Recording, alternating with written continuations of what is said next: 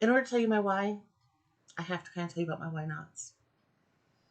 For a lot of my life, I had family that was mentally, physically abusive. Um, I was told not to feel emotions. I was told whenever you go outside of this house, everything's perfect. It was always about appearances. I was told I was fat when you could see my hip bones. I was so skinny, and I don't even want to be that skinny ever again. But I wish I would have known then that I wasn't fat because I never felt like I could ever not be fat. I did really good the first year that I started DDP yoga. Um, I worked through the fact that I married an abusive person, then I married a person who cheated on me left and right.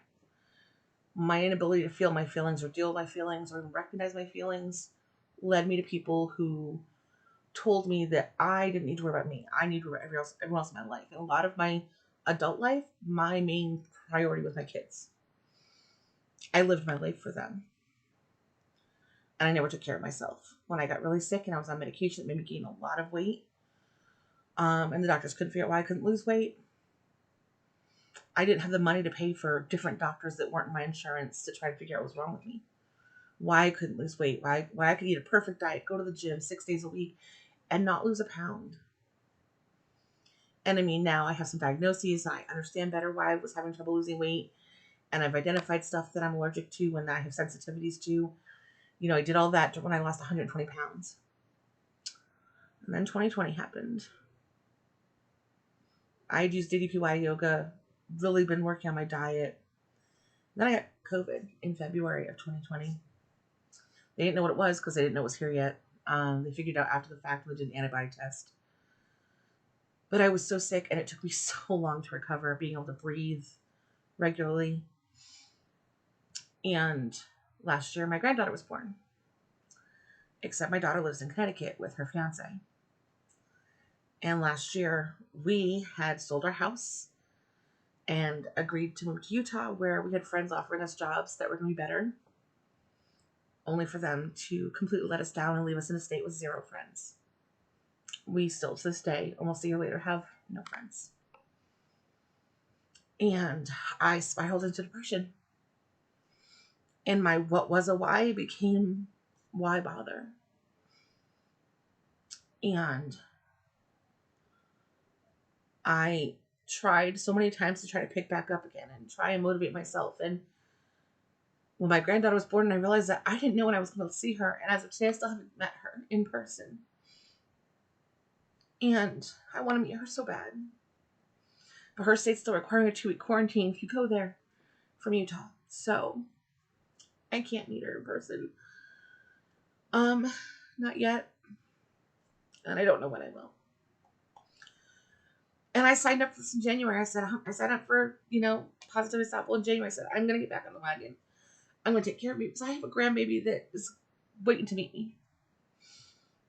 And as they kept not changing the rules and I kept not finding a job, I couldn't restart because I felt worthless. I felt like my daughter needs me. My daughter had an emergency surgery after she had her baby, like 2 months later, and I couldn't be there for her. And I felt like I'm letting all these people down because all my life it's always been about everyone else. And a few weeks ago, I found a job, and I was so excited to start a job. And one day it just hit me that the person I let down was me. The person I've always let down is me. Because growing up, it was always my job to be something for somebody else and never be something for myself. And my why is me. My why is that I have to do this so that I am here, even if it's only online, to see my granddaughter do all these things she's going to do. Realistically, I have no idea how we'd ever move closer. I mean, I have family members that get my husband and my son a job tomorrow. But we did the pricing and we've used our entire savings to live here. So I don't know if I'll ever be able to move closer, when that'll happen. But for right now, the one thing I can control is me and my life. And I have to be healthy for my granddaughter. but not for her, for me. Because I don't want to miss the things she does. I don't want her to just have to look at a picture of me and wish I was still here to talk to on the phone. And I don't want to be not here to talk to her on the phone. So although I'm bringing up my granddaughter, I'm not doing this for her. I'm being selfish, as most of my family would say. I'm being selfish, and I'm losing weight so that I am here long enough to watch my family, my children, my grandchildren, whoever else joins my family along the way. I am here to be a part of all the amazing things that are going to happen in their lives for as long as I'm able to. And being overweight, that isn't going to happen. So for me, I need to be healthy because I want to be there for those things. I need to be healthy because I have my own dreams and goals.